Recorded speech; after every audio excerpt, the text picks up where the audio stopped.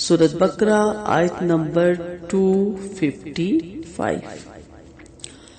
آیت الکرسی. اللہ لا الہ الا ہوا، اللہ نہیں کوئی الہ مگر وہی. الحی القیوم، جو زندہ ہے قائم رہنے والا ہے. لا تأخذہ سنۃ ولا نوم، نہیں پکڑتی اس کو کوئی اونگ اور نہ نیند.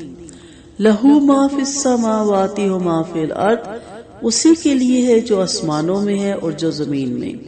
من ذا الذی یشفع عندہ الا باذنہ، کون ہے جو سفارش کرے اس کے پاس مگر اسی کی اجازت سے. یعلم ما بین ایدیہم وما خلفہم، وہ جانتا ہے جو ان کے سامنے ہے اور جو اس کے پیچھے ہے. ولا یحیطون بشیء من علمہ الا بما شاء، اور نہیں وہ احاطہ کرتے کسی چیز کا اس کے علم میں سے مگر ساتھ اس کے جو وہ چاہے. وسع کرسیہ السماوات والارض، وسیع ہے کرسی اس کی آسمانوں پر اور زمین پر. ولا یعودہ حفظہما، اور نہیں تھکاتی اس کو ان دونوں کی حفاظت. وہو العلی العظیم، اور وہ بلند ہے بڑا ہے. جیسا کہ آپ سب جانتے ہیں کہ یہ آیت الکرسی کے نام سے مشہور ہے، اور اس میں اللہ تعالیٰ کی ایسی مکمل معرفت بیان کی گئی جس کی نظیر نہیں ملتی. اس لیے اس آیت کو قرآن کی سب سے افضل آیت قرار دیا گیا. ابی بن کعب رضی اللہ عنہ سے روایت ہے کہ آپ صلی اللہ علیہ وسلم نے مجھ سے پوچھا، ابو منذر جانتے ہو تمہارے پاس کتاب اللہ کی سب سے عظمت والی آیت کون سی ہے؟ میں نے کہا اللہ اور اس کا رسول جانتا ہے. آپ نے پھر پوچھا، ابو منذر جانتے ہو تمہارے پاس کتاب اللہ کی کون سی آیت سب سے عظیم ہے؟ میں نے کہا لا الہ الا هو الحی القیوم. آپ صلی اللہ علیہ وسلم نے میرے سینے پہ ہاتھ مارا اور فرمایا، ابو منذر تمہیں تمہارا علم مبارک ہو. سیدنا ابو ہریرہ رضی اللہ عنہ کہتے ہیں کہ آپ صلی اللہ علیہ وسلم نے مجھے صدقہ فطر کی حفاظت پہ مقرر کیا. کوئی شخص آیا اور غلہ چوری کرنے لگا. میں نے اسے پکڑ لیا اور کہا، میں تجھے رسول اللہ صلی اللہ علیہ وسلم کے پاس لے کر جاؤں گا. وہ کہنے لگا، میں محتاج ہوں، عیال دار ہوں اور سخت تکلیف میں ہوں. چنانچہ میں نے اسے چھوڑ دیا. جب صبح ہوئی تو آپ صلی اللہ علیہ وسلم نے مجھ سے پوچھا، ابو ہریرہ آج رات تمہارے قیدی نے کیا کہا تھا؟ میں نے کہا یا رسول اللہ صلی اللہ علیہ وسلم، اس نے محتاجی اور عیالداری کا شکوہ کیا تھا. مجھے رحم آیا تو میں نے اسے چھوڑ دیا.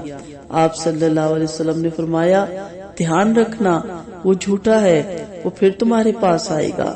چنانچہ اگلی رات وہ پھر آیا اور غلہ اٹھانے لگا. میں نے اسے پکڑ لیا اور کہا، آج تو ضرور میں تمہیں آپ صلی اللہ علیہ وسلم کے پاس لے کر جاؤں گا. وہ کہنے لگا، مجھے چھوڑ دو، میں محتاج ہوں اور عیالدار ہوں، آئندہ نہیں آؤں گا. مجھے پھر اس پر رحم آ گیا اور اسے چھوڑ دیا. صبح ہوئی تو آپ صلی اللہ علیہ وسلم نے پوچھا، ابو ہریرہ تمہارے قیدی نے کیا کیا؟ میں نے کہا یا رسول اللہ، اس نے سخت محتاجی اور عیالداری کا شکوہ کیا تھا. مجھے رحم آ گیا تو میں نے اسے چھوڑ دیا. آپ صلی اللہ علیہ وسلم نے فرمایا، دھیان رکھنا وہ جھوٹا ہے اور وہ پھر آئے گا. چنانچہ تیسری بار میں طاق پہ رہا. وہ آیا اور غلہ سمیٹنے لگا.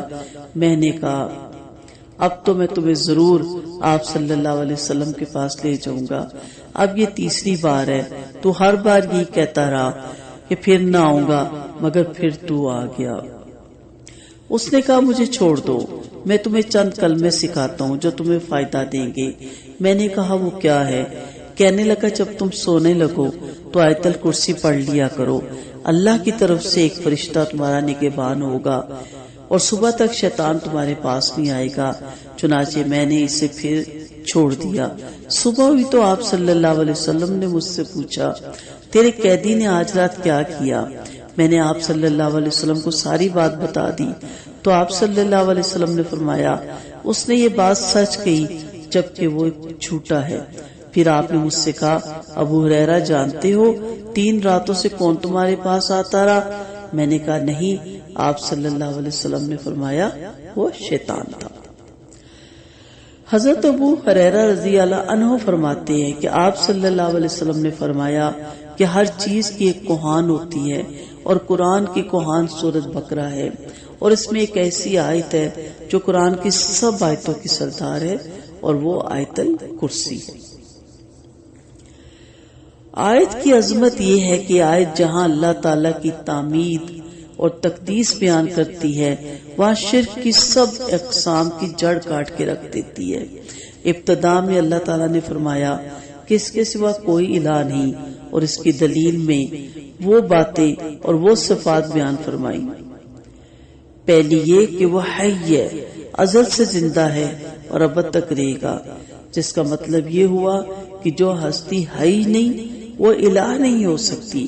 اس معیار پر پرکھا جائے تو دوسرے تمام الہوں کی الوہیت باطل قرار پاتی ہے، اس لیے کہ وہ حادثات کا شکار ہوتے ہیں، اور جو چیز حادثات سے شکار ہو جائے اور وہ فنا ہو جائے اور اس سے موت لازمی ہے، خواہ یہ معبود جمادات سے تعلق رکھتے ہوں یا نباتات سے یا حیوانات سے یا انسانوں سے یا فرشتوں سے یا جنوں سے یا اجرام سماوی سے، یہ سب چیز سے حادثات سے ان کا تعلق ہے، اور کوئی چیز بھی حی ہونے کی صفت پر پوری نہیں اترتی۔ دوسری صفت یہ بیان فرمائی کہ وہ قائم بالذات ہے اور دوسری تمام اشیاء کو قائم رکھنے والی ہے۔ یہ صفت بھی اللہ کے سوا دوسرے کسی معبود میں نہیں پائی جاتی۔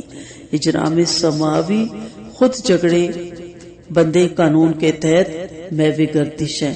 پتھروں کے معبود اپنے پجاریوں کے محتاج ہیں کہ انہیں دھو دھا کر صاف کرتے ہیں، پھر جب چاہے ان میں عدل بدل بھی کر لیں، اور ان کی الوہیت ان مجاوروں اور مریدوں کے سہارے قائم ہے جو لوگوں سے نذرانے وصول کرتے ہیں، اور ان اولیاء اللہ کے متعلق جھوٹے افسانے اور قصے کہانیاں ان کی طرف منسوب کر کے لوگوں کو ان سے ڈراتے دھمکاتے ہیں اور لوگوں کو نذرانے پیش کرنے پہ مجبور کر دیتے ہیں۔ یہ لوگ اگر اپنی سرپرستی سے ہاتھ کھینچ لیں تو ان کی خدائی ایک دن بھی نہیں چل سکتی۔ آگے فرمایا کہ اسے نہ اونگ آتی ہے اور نہ نیند، یہ اللہ تعالیٰ کے ایوب سے تقدیس ہے۔ اونگ نیند کا ابتدائی درجہ ہے، اور نیند ایک اضطراری کیفیت ہے جو ہر جاندار کو اس وقت لاحق ہوتی ہے جب وہ کام کرتے کرتے تھک جاتا ہے۔ ایسی حالت میں نیند اس پر غالب آ کر اسے بے ہوش بنا دیتی ہے، اور اس میں موت کے کچھ آثار بھی پائے جاتے ہیں۔ اسی لیے احادیث میں نیند کو موت کی بہن قرار دے دیا گیا، اور بعض احادیث میں اسے موت سے تعبیر کیا گیا۔ اللہ تعالیٰ کو اگر اونگ یا نیند آ جائے تو اس کائنات کا سارا نظام آن کی آن میں دھرم بھرم ہو جائے، اور اللہ کے سوا جتنے بھی معبود ہیں وہ سب تو پہلے ہی مردہ ہیں، یا پھر وہ اونگ، نیند اور موت کا شکار ہونے والے ہیں، لہٰذا وہ الہ نہیں ہو سکتے۔ آگے فرمایا کہ زمین اور آسمان کی جملہ اشیاء اس کی مملوک ہے اور وہ ان سب کا مالک ہے، اور یہ تو ظاہر ہے جو چیز خود کسی دوسرے کی مملوک ہو وہ الہ نہیں ہو سکتی۔ اور پھر سفارش کی کڑی شرط، پھر فرمایا کہ اس کے پاس کسی کو اس کی اجازت کے بغیر سفارش کرنے کی قطعاً اجازت نہ ہوگی۔ عرب لوگ بھی کسی نہ کسی رنگ میں اللہ کے ہاں سفارش کے قائل تھے، اور یہ سفارش دنیاوی معاملات کے لیے بھی ہو سکتی تھی اور اخروی نجات کے لیے بھی۔ مشرکین کا سفارش کے متعلق یہ عقیدہ ہوتا ہے کہ ان کے دیوا دیوتیاں، فرشتے، اولیاء چونکہ خود اللہ تعالیٰ سے تفویض کردہ اختیارات کے مالک ہیں، لہٰذا وہ ہمیں ہر طرح سے فائدہ پہنچا سکتے ہیں چونکہ وہ اللہ تعالیٰ کے پیارے ہیں۔ اس سے صرف اللہ کے ہاں سفارش ہی نہیں بلکہ اس پر نعوذ باللہ دباؤ ڈال کر اپنے ماننے والوں کو اللہ کی گرفت سے بچا سکتے ہیں اور ان کی بگڑی بنا سکتے ہیں۔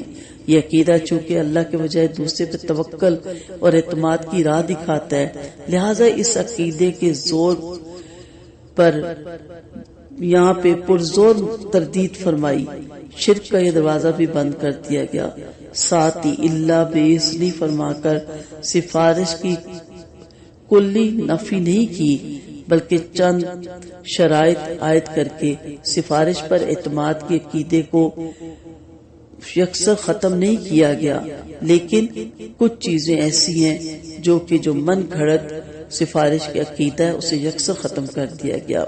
اور وہ طریقے کیا ہیں کہ اللہ جسے خود چاہے گا اسے سفارش کی اجازت دے گا، اور جس شخص کے حق میں چاہے گا اسی کے لیے اجازت دے گا، اور جس کام کی معافی کے لیے سفارش کی اجازت دے گا، سفارش کرنے والا صرف اس بات کے متعلق سفارش کر سکے گا۔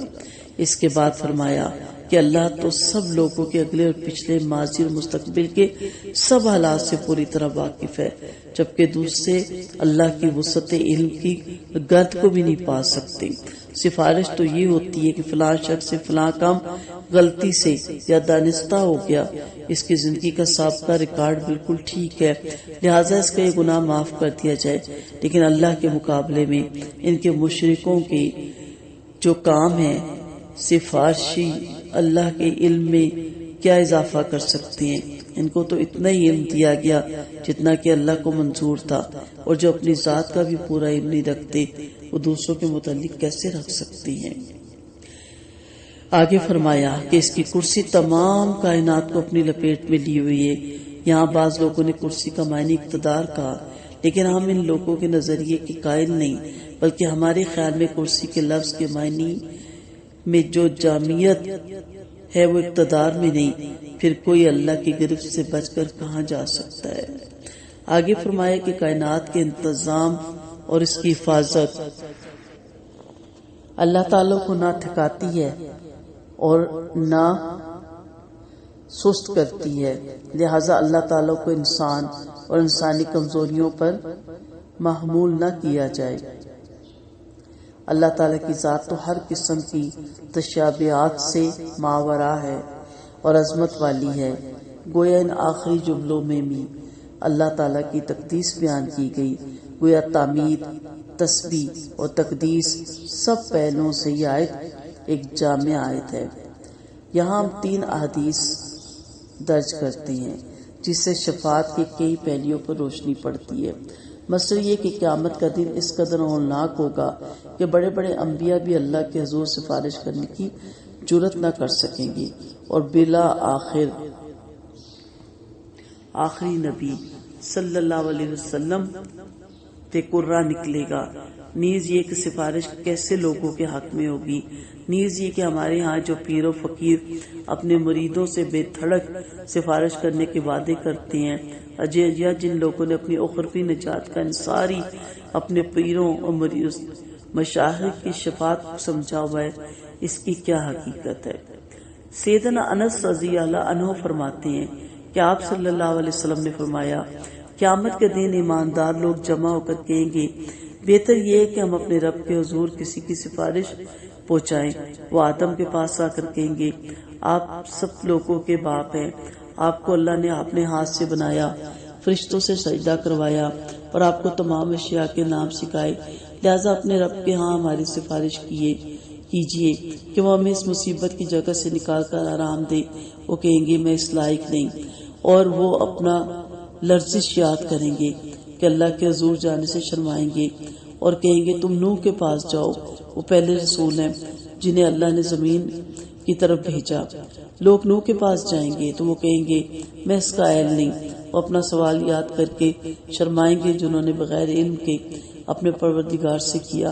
پھر کہیں گے تم اللہ کے خلیل سیدنا ابراہیم علیہ السلام کے پاس جاؤ، لوگ ان کے پاس آئیں گے، وہ بھی یہی کہیں گے کہ میں اس کا اہل نہیں۔ تم موسیٰ علیہ السلام کے پاس جاؤ، وہ ایسے بندے ہیں جن سے اللہ نے کلام کیا، انہیں توریت تھی۔ چنانچہ لوگ موسیٰ علیہ السلام کے پاس آئیں گے تو وہ کہیں گے میں اس کا اہل نہیں، وہ اپنا خون ناحق کو یاد کر کے اپنے پروردگار کے ہاں جانے سے شرمائیں گے، اور کہیں گے تم عیسیٰ کے پاس جاؤ، وہ اللہ کے بندے اور اس کے رسول ہیں، اس کا کلمہ اور اس کی روح ہیں۔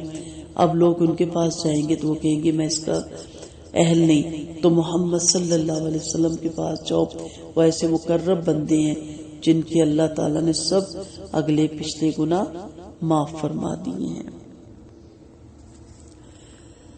شفاعت کبریٰ، پھر لوگ نبی کریم صلی اللہ علیہ وسلم کا فرمان ہے میرے پاس آئیں گے، اسے شفاعت کبریٰ کہتے ہیں، تو میں وہاں سے چل کر اپنے رب کے حضور حاضر ہونے کی اجازت طلب کروں گا، مجھے اجازت مل جائے گی۔ پھر جب میں اپنے رب کو دیکھوں گا تو سجدے میں گر جاؤں گا، پھر جب تک پروردگار چاہے گا میں سجدے میں مجھے پڑا رہنے دے گا۔ پھر ارشاد ہوگا اپنا سر اٹھاؤ اور سوال کرو، وہ تمہیں دیا جائے گا، اور بات کرو سنی جائے گی، اور سفارش کرو تو قبول کی جائے گی۔ چنانچہ میں سر اٹھاؤں گا اور اس کی ایسی تعریف بیان کروں گا جو اللہ تعالیٰ مجھے اس وقت سکھائیں گے۔ پھر میں سفارش کروں گا جس کے لیے ایک حد مقرر ہوگی، میں لوگوں کو بہشت میں پہنچاؤں گا۔ اللہ تعالیٰ ہمیں ان لوگوں میں شامل فرمائے۔ پھر اپنے رب کی طرف سے لوٹ آؤں گا، اور جب اپنے پروردگار کو دیکھوں گا تو پہلی کی طرف سجدے میں گر جاؤں گا۔ پھر میں سفارش کروں گا تو میرے لیے ایک حد مقرر کر دی جائے گی، میں نے جنت میں داخل کر دوں گا۔ پھر تیسری بار اپنے پروردگار کی طرف لوٹ آؤں گا، پھر چوتھی بار لوٹ آؤں گا اور عرض کروں گا پروردگار اب تو دوزخ میں جانے والے وہی لوگ باقی رہ گئے جو قرآن کریم کی روح سے دوزخ میں جانے کے لائق ہیں اور انہیں ہمیشہ دوزخ میں رہنا ہے۔ استغفر اللہ۔ اللہ ہمیں ایسے اعمال سے، ایسے کاموں سے دور رکھے جو دوزخ میں ہمیشہ رہنے کا سبب بنیں گے، آمین۔ سیدنا ابو سعید خدری رضی اللہ عنہ کہتے ہیں کہ آپ صلی اللہ علیہ وسلم نے فرمایا میں قیامت کے دن تمام اولاد آدم کا سردار ہوں گا، اور اس میں کوئی فخر نہیں، اور حمد کا جھنڈا میرے ہاتھ میں ہوگا، اور اس میں بھی کوئی فخر نہیں، اور آدم اور باقی تمام انبیاء میرے جھنڈے کے نیچے ہوں گے، اور سب سے پہلے زمین میرے لیے بعثت کے لیے شک ہوگی، اور اس میں کوئی فخر نہیں۔ پھر آپ نے 3 مرتبہ فرمایا لوگ اس دن بہت گھبرائے ہوئے ہوں گے، وہ آدم کے پاس آ کے کہیں گے آپ ہمارے باپ ہیں، لہٰذا ہمارے رب کے لیے پاس سفارش فرما دیجئے۔ وہ کہیں گے مجھ سے ایسی لرزش ہوگی جس کی وجہ سے میں زمین پہ اتارا گیا، البتہ تم لوگ نوح کے پاس جاؤ۔ اور اسی طرح یہ حدیث جیسے کہ پہلے میں نے کوٹ کی، یہی اسی طرح یہ حدیث آگے جائے گی، اور پھر محمد صلی اللہ علیہ وسلم کے پاس سب آئیں گے۔ سو اللہ کے نبی فرماتے ہیں میں ان کے ساتھ جاؤں گا اور جا کر جنت کا دروازہ کھٹکھٹاؤں گا، اندر سے کوئی پوچھے گا یہ کون ہے، کہا جائے گا محمد صلی اللہ علیہ وسلم ہے، تو وہ میرے لیے دروازہ کھول دیں گے اور مجھے خوش آمدید کہیں گے اور تواضع کریں گے۔ میں سجدے میں گر جاؤں گا، اس وقت اللہ مجھے اپنی حمد و ثنا الہام کریں گے، پھر مجھے کہا جائے گا اپنا سر اٹھاؤ اور مانگو تمہیں دیا جائے گا، اور سفارش کرو تو قبول کی جائے گی، اور تمہاری بات سنی جائے گی۔ یہی وہ مقام معبود ہے جس کا اللہ نے اس آیت میں ذکر فرمایا ہے، عسا کا رب کا مقام محمودا۔ یہ سورۃ بنی اسرائیل میں آپ آیت پڑھیں گے۔ سیدنا ابو ہریرہ رضی اللہ عنہ کہتے ہیں میں نے آپ صلی اللہ علیہ وسلم سے پوچھا یا رسول اللہ قیامت کے دن آپ کی شفاعت کا سب سے زیادہ مستحق کون ہوگا؟ تو آپ صلی اللہ علیہ وسلم نے فرمایا ابو ہریرہ مجھے معلوم تھا کہ تجھ سے پہلے مجھ سے کوئی یہ بات نہ پوچھے گا، کیونکہ میں دیکھتا ہوں کہ تمہیں احادیث سننے کی کتنی حرص ہے، تو سنو میری شفاعت سب سے زیادہ اس شخص کے نصیب میں ہوگی جس نے سچے دل سے لا الہ الا اللہ کہا ہوگا۔ اللہ کے علم کی وسعت، کیونکہ یہ کائنات اور اس کی وسعت لامحدود ہے اور اس کا احاطہ انسان کی بساط سے باہر ہے۔ انسان جتنی طاقتور سے طاقتور دوربینیں ایجاد کرتا ہے، کائنات کی وسعت دیکھ کر اس کی حیرانگی میں مزید اضافہ ہو جاتا ہے، پھر بھلا وہ اس کے علم کا کیا احاطہ کر سکے گا؟ انسان کا علم تو بس اتنا ہی ہے جتنا اللہ تعالیٰ نے وحی کے ذریعے انبیاء کو عطا کیا، یا پھر انسان نے خود بعض اشیاء پر تجربہ کر کے حاصل کیا، اور یہ ایسا ہی ہے جیسے سمندر کے مقابلے میں پانی کی ایک بوند۔ وسیع کرسیہ السماوات والارض، سو اس کے علم کا احاطہ نہیں کیا جا سکتا۔ اور پھر زمین آسمان کیا، کل کائنات کیا، ساری کائنات کو سنبھالنے والا، وہ تھکتا نہیں ہے ان کی حفاظت سے۔ ہمیں تو 2 سے تیسرا کام دے دیا جائے تو ہم تھک جاتے ہیں۔ وہ علی بلند تر ہے، العظیم اور عظمت والا ہے۔ وآخر دعوانا ان الحمد للہ رب العالمین۔